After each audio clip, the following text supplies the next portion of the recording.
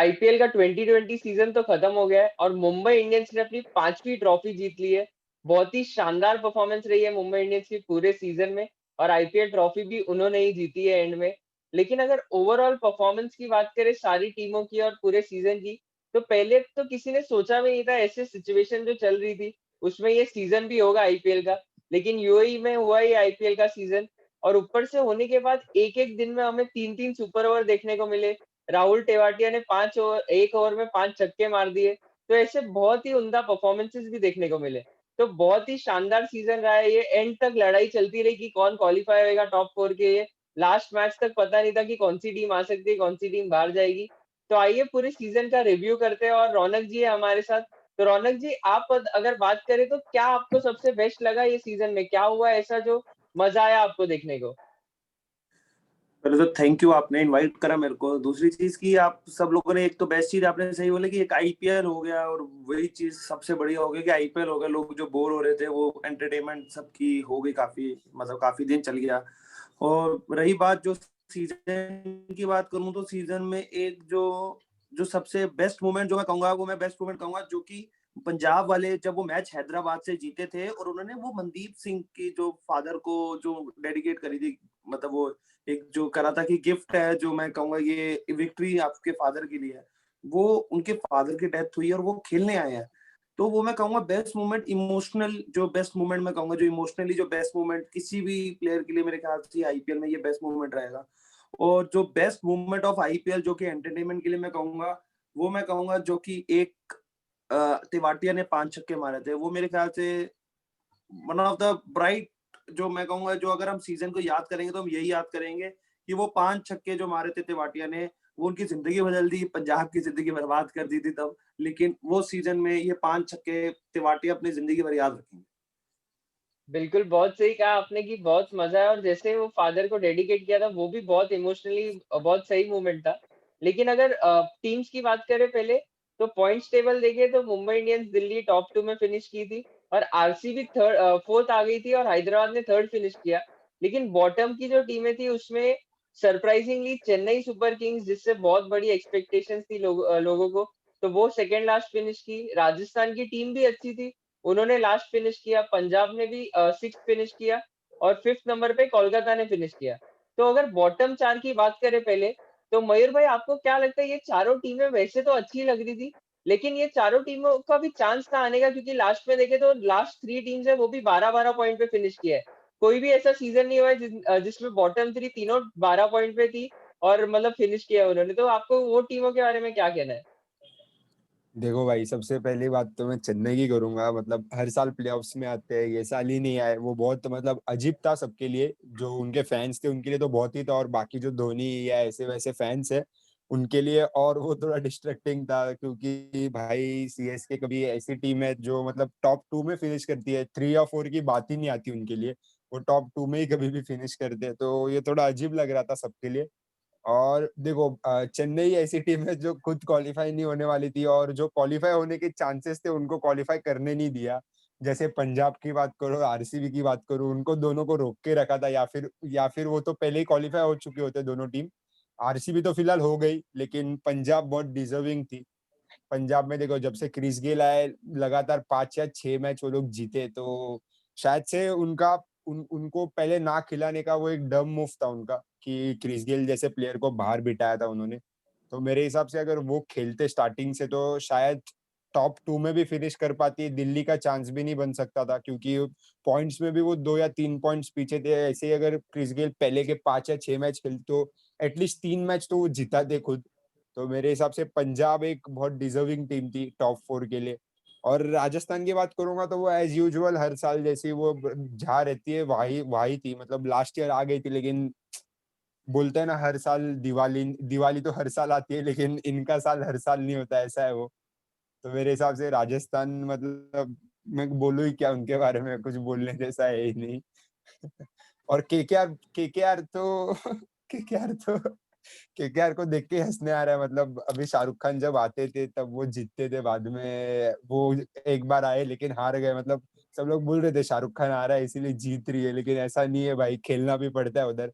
जैसे अभी मुंबई जीती तो सब बोलते अंबानी जी ने खेला, वो तो जलते हैं लोग, अभी कुछ बोल नहीं सकते उससे। हमारे हमारे साथी है क्या जो हर साल बोलते हैं ऐसा, लेकिन अभी छोड़ो, क्या कर सकते हैं, लास्ट में जीती मुंबई। बिल्कुल, बिल्कुल। लेकिन अगर बॉटम 4 की बात अगर कंटिन्यू रखूँ मैं, तो राजस्थान का स्टार्ट जो था सीज़न का बहुत अच्छा हुआ था और बेन स्टोक्स भी आए। उन लोग ने ये साल टीम कॉम्बिनेशन बैलेंस वो लास्ट तक बना ही नहीं पाए। 10 मैच हो गए फिर भी उनके चेंजेस जारी ही थे टीम में। और चेन्नई का अगर देखें तो जो एक्सपीरियंस प्लेयर थे, उनके पहले ही रैना और हरभजन वापस आ गए।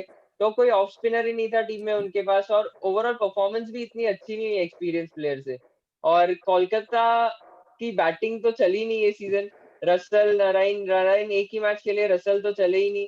पैट कमिंस उनके बेस्ट बैट्समैन लग रहे थे, मतलब अगर देखे तो उस हिसाब से उनका परफॉर्मेंस बैटिंग में इतना अच्छा हुआ ही नहीं। और पंजाब, जैसे आपने कहा, गेल को बहुत लेट लाए वो। अगर गेल पहले से खेलते तो शायद वो टॉप 4 में आ सकती थी। तो गेल का बाद में आना और फिर पहले ही लेकिन इतने मैचेस हार गए थे वो, और टफ मैचेस ही हारे थे, जीत सकते थे वो मैचेस। लेकिन वो पहले जो मैच हार गए उसका बाद में उनको भारी, मतलब बोलते हैं ना, एक रिजल्ट मिला कि टॉप 4 में नहीं अपनी जगह बना पाए। लेकिन अगर टॉप 4 की बात करें रौनक जी, तो मुंबई तो एक चैंपियन साइड की तरह खेली है, अपना टाइटल डिफेंड कर रही थी। और हर साल बोलते कि ऑड साल में ही जीतते हैं ये लोग, लेकिन इवन साल में भी ये बार जीत गई। दिल्ली सेकंड आई, दिल्ली भी एकदम, मतलब 2 बेस्ट टीम्स जो थी वही फाइनल में आई। हैदराबाद लास्ट में अच्छा परफॉर्म करके कंटिन्यूअस फॉर्म में आके टॉप 4 में आ गई। और आरसीबी ने भी जो स्टार्ट लिया था पहले, वो स्टार्ट की वजह से टॉप 4 में वो भी आ गई रौनक जी। जी हाँ, पहले ये लग रहा था बीच में लास्ट मतलब लेटेस्ट सीरीज, मतलब जो लास्ट वीक था प्लेऑफ, मतलब प्लेऑफ से पहले का, तो उसमें यही था कि कोई भी टीम आ सकती है, लेकिन एक ही सिर्फ सरप्राइज रहा कि हैदराबाद जैसी टीम जो लास्ट में ऑलमोस्ट थी वो ऊपर आई। बाकी तो 3 टीम जो डिजर्व करती थी पूरे आईपीएल में, मैं कहूंगा कि ये 3 टीम डिजर्व करती थी फाइनल, मतलब टॉप 3 में जाने का। हालांकि आरसीबी 4th आई है, लेकिन टॉप 3 टीम जो देखी जाए तो आरसीबी, दिल्ली और मुंबई को ही कंसीडर करेंगे। और एक और जो 4 टीम, जैसे मयूर भाई ने कहा कि एक जो 4 टीम मैं कहूंगा वो पंजाब थी, लेकिन वही है कि अगर आप अपने बेस्ट प्लेयर को ही नहीं खिलाओगे, मतलब मैच विनर, आप अगर एक मैच विनर को खिला रहे हो मैक्सवेल को, तो अगर आप यही मैक्सवेल की जगह क्रिस गेल को भी खिला लेते, तो क्या पता वो आपको पहले 5 मैचों में से एक मैच भी जितवा देते, तो आज ये क्वालिफाई हो सकते थे। और रही बात जो दिल्ली और मुंबई की बात करूं, तो मुंबई एक्चुअली में डिजर्व, मैं कहूंगा कि डिजर्व करती थी, कोई अंबानी का ऐसा कोई खेल नहीं है। मेरे ख्याल से मुंबई अगर ओवरऑल सबकी टीम देखेंगे तो सबके कॉम्बिनेशन चेंज हुए, सबने बैटिंग में अपनी कॉम्बिनेशन, ओपनर से लेकर मिडिल ऑर्डर से लेकर बॉलर्स तक सबने चेंजेस ही करते रहे। लेकिन मुंबई एक ऐसी टीम है, इनके पास हर प्लेयर की एक रिप्लेसमेंट थी, हर प्लेयर की एक रिप्लेसमेंट थी, हर बॉलर की एक रिप्लेसमेंट है, हर, मतलब मैं कहूंगा ए टू जेड रिप्लेसमेंट के ही उनके सारे प्लेयर्स हैं।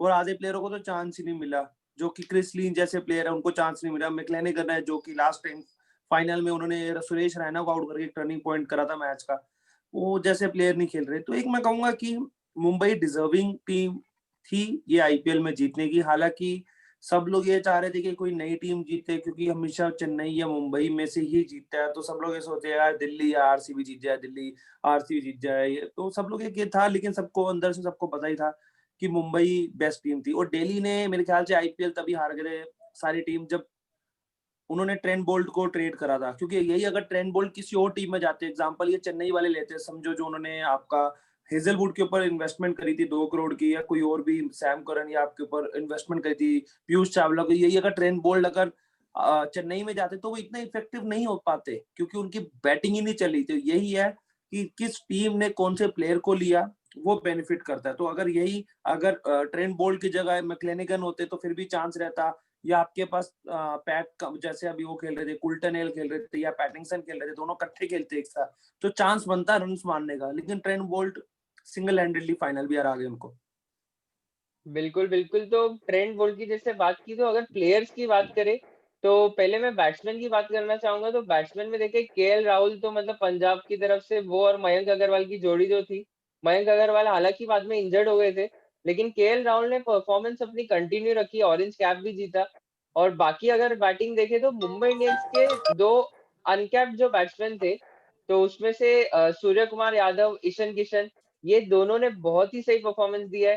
क्विंटन डिकॉक भी थे, तो 3 अच्छे खासे बैट्समैन थे जो अच्छी परफॉर्मेंस की उन्होंने। और देवदत्त पडिक्कल जो आरसीबी के थे, उन्होंने भी बहुत शानदार बैटिंग की। तो ओवरऑल देखें तो बैटिंग परफॉर्मेंसेस बहुत अच्छी हुई है ये सीजन। तो मयूर भाई आपका क्या कहना है इसमें, मतलब अगर बैटिंग परफॉर्मेंस देखें तो आपको कौन से बैट्समैन बहुत पसंद है, या कौन से ऐसे जो नहीं चले और वो अच्छा खेल सकते थे? भाई देखो, केएल राहुल ने तो बहुत इम्प्रेस किया ये साल, वो ऑरेंज कैप पूरा डिजर्व करते हैं, लेकिन अगर वो प्लेऑफ्स में जाते तो मतलब और अच्छा लगता हम लोग को। क्योंकि जैसे वो वन साइडेड खेल रहे थे वो और मयंक अग्रवाल, ऐसे लग रहा था कि दो ही बैट्समैन है इनके पास, वो दो ही मैच खेल रहे, दोनों ही खेल रहे थे मैच। लेकिन बाद में उनको लास्ट लास्ट में मनदीप सिंह और क्रिस गेल की साथ मिलने लगा, तो मेरे हिसाब से अगर यही स्टार्टिंग से होता तो बहुत अच्छा होता। और अभी सेकंड पे तो मतलब मैं बहुत ये था, मतलब शॉक था कि शिखर धवन ने कंप्लीट किया ऑरेंज कैप की रेस में। तो मेरे हिसाब से अगर वो स्टार्टिंग के मैचेस में भी खेल लेते, थोड़ा अच्छा परफॉर्म करते, 40-50 रन, मतलब 40-50 नहीं, 40-30 ऐसे रन भी स्टार्टिंग के मैच में मारते, जहाँ पे उन्होंने 2 मारे 3 मारे, तो मेरे हिसाब से वो शायद ऑरेंज कैप के मतलब अभी ये होते, शायद वो ऑरेंज कैप होता उनके पास। और एक मतलब एक बहुत बड़ा नाम लूंगा कि देवदत्त पाडिक्कल भाई, मतलब नए प्लेयर है वो खेल रहे, तो मेरे इस देवदत्त पाडिक्कल ने बहुत सही खेला। तो शायद से वो इंडिया टीम को भी रिप्रेजेंट कर सकते हैं, इतने जल्दी नहीं लेकिन शायद अगले साल जरूर करेंगे, क्योंकि बहुत अच्छी बैटिंग करते हैं। लेफ्ट हैंड बैट्समैन इंडिया के पास वैसे भी कम है, ऑलमोस्ट राइट हैंड बैट्समैन ही खेलते हैं उनके पास। एक जडेजा हुए और एक बस रैना जैसे प्लेयर है, वही दो नाम याद आते हैं ज्यादा, और शिखर धवन। तो मेरे हिसाब से एक लेफ्ट हैंड बैट्समैन मिल गया इंडिया टीम को तो बहुत अच्छा होगा। और देवदत्त पाडिक्कल तो पूरा डिजर्व करते हैं, क्योंकि बहुत अच्छा नॉक खेला है। एक जो बोल रहे थे सब आरसीबी के साइड से कोहली या एबीडी खेलते, तो एक उनको साथ मिल गई देवदत्त की। बिल्कुल, बिल्कुल। बैट्समैन तो अच्छे में, बॉलर्स की अगर बात करें तो ये सीज़न अगर देखा जाए तो फास्ट बॉलर्स का रहा है, जहाँ पे रबाडा और नॉर्किया दिल्ली की तरफ से, ट्रेंट बोल्ट और जसप्रीत बुमराह मुंबई की तरफ से, शमी पंजाब की तरफ से, और स्पिनर्स में देखें तो चहल और राशिद खान और वरुण चक्रवर्ती थे। तो ओवरऑल बॉलर्स भी ज़्यादा करके फास्ट बॉलर्स का सीज़न रहा है, जो लगा नहीं था क्योंकि यूएई में मैचेज़ है, तो लगा था स्पिन बॉलिंग ज़्यादा चलेगी, लेकिन बॉलर्स ने भी बहुत अच्छा परफॉर्मेंस दिया है, खास करके फास्ट बॉलर्स, रौनक जी।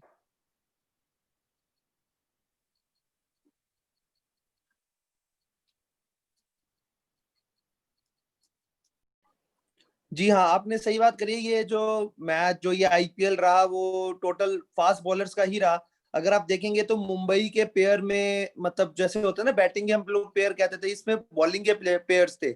जसप्रीत बुमराह, ट्रेंट बोल्ट, आपकी नटराजन, राशिद खान, आपके दिल्ली की तरफ से रबाडा, नॉट किया। यही है जो टीम अच्छे क्वालिफाई करी है, जो टीम आगे बेस्ट टॉप 3 रही है, उनके हंट करा है पेयर्स में। बाकी टीम पेयर में नहीं चल रही थी। जैसे अगर आप हैदराबाद की तरफ से देखेंगे तो नटराजन और जो राशिद खान है वो मिडिल ओवर्स देखते थे, और दिल्ली की तरफ से नॉट किया और रबाड़ा, वो एक साथ कभी उन्होंने एक साथ ओवर डाले ही नहीं है। हमेशा वो पहले स्टार्टिंग में डालता था एक ओवर, या एक और बाद में लास्ट में डालते थे। तो ये मैं कहूंगा कि ये पेयर में जो चले है वही टीम क्वालिफाई हुई है। और कोई टीम जिनके पास पेयर में कोई प्लेयर, मतलब बॉलर थे ही नहीं। जैसे आप केकेआर की तरफ से देखोगे, जिस मैच में पैट कमिंस और आपके फर्गसन दोनों एक साथ चले, वो मैच जीते हैं। आपके चेन्नई की तरफ से देखो तो कोई भी प्लेयर, मतलब जो मैं कहूंगा कि पेयर में तो कोई किसी ने हंट ही नहीं करा। आप सब देखेंगे तो कभी कोई चल रहा था, कभी कोई चल रहा था। तो एक बेस्ट चीज यही है कि जो पेयर में जो टीम चल रही है वही टीम चलेगी। जैसे चहल है, चहल आरसीबी की तरफ से एक अकेले चल रहे थे, कोई और चल ही नहीं रहा था उनके साथ। तो ओवरऑल मैं टीम कहूंगा कि मजेदार ये आईपीएल रहा फास्ट बॉलर के लिए। ऑलराउंडर्स भी मैं कहूंगा, अभी आप होपफुली ऑलराउंडर्स की भी हम बात करेंगे तो हम लोग स्टोइनिस की भी जरूर बात करेंगे। बिल्कुल, बिल्कुल। स्टोइनिस तो अच्छा परफॉर्मेंस दिए है, सैम करन ने भी अच्छी परफॉर्मेंस दी है, और जेसन होल्डर की भी मैं बोलना चाहूंगा कि जब से वो हैदराबाद में आए हैं और उन्होंने परफॉर्मेंस दी है, तब से वो अच्छा खेलने लग गई और टॉप 4 में आ गई। तो मैं आप लोग को एक लास्ट क्वेश्चन पूछना चाहूंगा कि अगर मोस्ट वैल्यूएबल प्लेयर देखा जाए तो जोफ्रा आर्चर को दिया गया है, और हालांकि उन्होंने अच्छी परफॉर्मेंस दी थी लेकिन उनकी टीम लास्ट आई है। तो मैं ये पूछना चाहूंगा, अगर टॉप 4 या टॉप 2 में से अगर देखें, तो जो टीम्स टॉप पे आई है उनमें से अगर आपको मोस्ट वैल्यूएबल प्लेयर किसी को लगता है, तो मयूर जी आपके हिसाब से कौन रहेगा टॉप मोस्ट वैल्यूएबल प्लेयर, अगर जो टीम्स जीती है उनमें से? मेरे हिसाब से ईशान किशन या फिर सूर्य कुमार यादव बहुत डिजर्व करते हैं। उन्होंने मतलब लास्ट लास्ट के मैचेस में, बहुत लास्ट लास्ट के नहीं लेकिन जब से टीम में है तब से बहुत अच्छा परफॉर्म कर रहे हैं। तो मेरे हिसाब से वो दोनों में से एक, ऐसा कोई मैं बोल एक सिलेक्ट नहीं कर पाऊंगा, लेकिन दोनों बहुत डिजर्विंग थे ये साल। क्योंकि जब रोहित शर्मा जैसे प्लेयर नहीं चलते थे वो मैच निकाल के देते थे दोनों। तो मेरे हिसाब से वो दोनों में से कोई एक तो डिजर्विंग है ही, नहीं तो दोनों भी डिजर्व करते हैं। बिल्कुल, मयूर भाई का पर्सपेक्टिव इतना चेंज हो गया कि पहले वो बोलते थे ईशान किशन से बेटर उनके घाटकोपर के कोई प्लेयर खेल लेंगे, और आईपीएल जैसे खत्म हुआ है वो उनको मोस्ट वैल्यूएबल प्लेयर का खिताब देना चाहते हैं। तो बहुत सही कह रहे हो आप मयूर भाई, बहुत आपका पर्सपेक्टिव चेंज हो गया ये आईपीएल खत्म होते हुए। तो रौनक जी, आपके हिसाब से अगर विनिंग टीम्स में से देखें, हालांकि मुंबई नहीं, अगर दिल्ली भी फाइनल तक आई है, तो मतलब कौन से एक ऐसे प्लेयर है जिनको मोस्ट वैल्यूएबल प्लेयर डिजर्व करते हैं अगर उनकी टीम ऊपर तक आई है तो? जी, अगर मैं एक प्लेयर का जो मैं नाम लूंगा जो कि अगर मुंबई और दिल्ली की तरफ से जो इम्पैक्ट करके उन्होंने हर मैच जो जीते हैं, वो मैं उनके एक ही प्लेयर का मैं नाम लूंगा, वो है मार्कस स्टोइनिस। मार्कस स्टोइनिस एक ऐसे प्लेयर है जिन्होंने जिस मैच में वो चले हैं वो मैच में उन्होंने परफॉर्म मतलब टीम को जिताया ही है। कोई ऐसा नहीं है कि जिस मैच में वो चले वो टीम हारी है। और दूसरी तरफ से मैं नाम लेना चाहूंगा जसप्रीत बुमराह, क्योंकि मैं हमेशा हम देखते हैं कि बैट्समैन को ही मोस्ट वैल्यूएबल प्लेयर मिलता है, बॉलर को क्यों नहीं मिल सकता। अगर जसप्रीत बुमराह जैसे इतनी अच्छी उन्होंने बॉलिंग डाली है, जोफ्रा आर्चर इसलिए मिला क्योंकि मेरे ख्याल से वो अनप्लेबल रहे हैं इस आईपीएल में, क्योंकि वो नई बॉल से जिस तरीके से वो बॉल घूम रही थी उनकी, मतलब जिस तरीके से स्विंग हो रही थी, मेरे ख्याल से कोई था नहीं ऐसा, कोई बॉलर नहीं था, कोई बैट्समैन नहीं था जो उनको जो खेल पा रहा था। तो अगर टॉप 2 या 3 टीम से कहूंगा तो मैं मार्कस स्टोइनिस को मैं चाहूंगा कि वो as a most valuable player मिले। और मैं बिल्कुल बॉटम आपने 4 की बात करना चाहूंगा। बॉटम 4 में अगर मैं दूंगा तो केदार जाधव को जरूर दूंगा, कि बहुत डिजर्व करते थे, लेकिन उनकी कोई बात नहीं कर रहा है। मेरे हिसाब से वो सब टीम के लिए बहुत कंट्रीब्यूट किए हराने के लिए खुद के टीम को। तो मेरे हिसाब से सब टीम को मिलके एक उनको एक प्राइज देना चाहिए, बहुत बॉल डॉट्स करने के लिए और दूसरे टीम को जिताने के लिए। बिल्कुल, बिल्कुल। अगर मैं मोस्ट वैल्यूएबल प्लेयर की बात करूँ तो जैसा रौनक जी ने कहा बॉलर को मिलना चाहिए, तो मेरे हिसाब से बुमराह की जगह मैं बोल्ट को देना चाहूँगा, और बोल्ट को इसलिए क्योंकि अगर उनका रिकॉर्ड देखें तो 25 उन्होंने विकेट एंड किए 25 विकेट पे, लेकिन उसमें से 25 में से 16 या 17 विकेट उन्होंने पावर प्ले में लिए। और पावर प्ले में अगर विकेट ले रहे हो तो टॉप ऑर्डर के जो मेन बैट्समैन है उनको आउट कर रहे हो। तो ज़्यादा इंपॉर्टेंट विकेट्स ले रहे हैं वो, 25 में से उन्होंने 16-17 इंपॉर्टेंट विकेट्स लिए। तो मेरे हिसाब से उनके वजह से एक जो वीक लिंक था थोड़ा मुंबई का वो एकदम स्ट्रांग हो गया, पहले ही विकेट्स ले रहे वो। तो वो एक इंपॉर्टेंट बॉलर है जिनको मिल सकता है। और अगर बैट्समैन की बात करें तो मेरे हिसाब से सूर्य कुमार यादव ने नंबर 3 पे जो खेला है ये सीजन, तो परफेक्ट नंबर 3 रहे हैं वो। अगर चाहे तो वो आराम से भी खेल सकते हैं, हिटिंग करना है हिटिंग कर सकते हैं। उन्होंने 13 इनिंग खेले, सिर्फ 480 रन मारे, और स्ट्राइक रेट भी देखे तो 145 के ऊपर का स्ट्राइक रेट था। तो बहुत ही शानदार स्ट्राइक रेट है नंबर 3 के लिए, और बहुत ही अच्छी परफॉर्मेंस रही है उनकी। तो इसी एक के साथ एक हम नाम मिस हो गया, डीकॉक।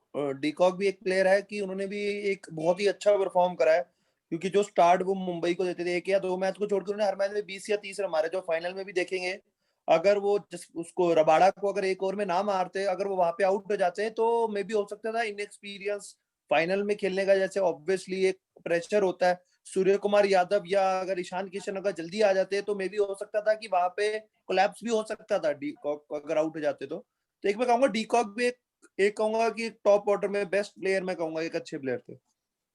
बिल्कुल, बिल्कुल। तो इसी के साथ हम अपना सीज़न रिव्यू खत्म करते हैं। लेकिन ऐसे ही ऑस्ट्रेलिया इंडिया की सीरीज़ भी आ रही है अभी, और साथ ही साथ आईपीएल, जो अगला आईपीएल है वो भी ज़्यादा दूर नहीं है, क्योंकि 5-6 महीने में ही शुरू होने वाला है। और बातें चल रही है कि बड़ा ऑक्शन होने वाला है इस साल, और 9वीं टीम भी आ सकती है। तो अगले साल भी बहुत ही मज़ा आने वाला है। हमारे साथ ऐसे ही जुड़े रहिएगा, हम ऐसे ही और एक्साइटिंग शोज़ लेके आएँगे, और सिर्फ़ क्रिकेट में ही नहीं, फुटबॉल, कबड्डी सब में लेके आएँगे। तो हमारे साथ ऐसे ही जुड़े रहिए। लाइक करें, शेयर करें, सब्सक्राइब करें। Thank you.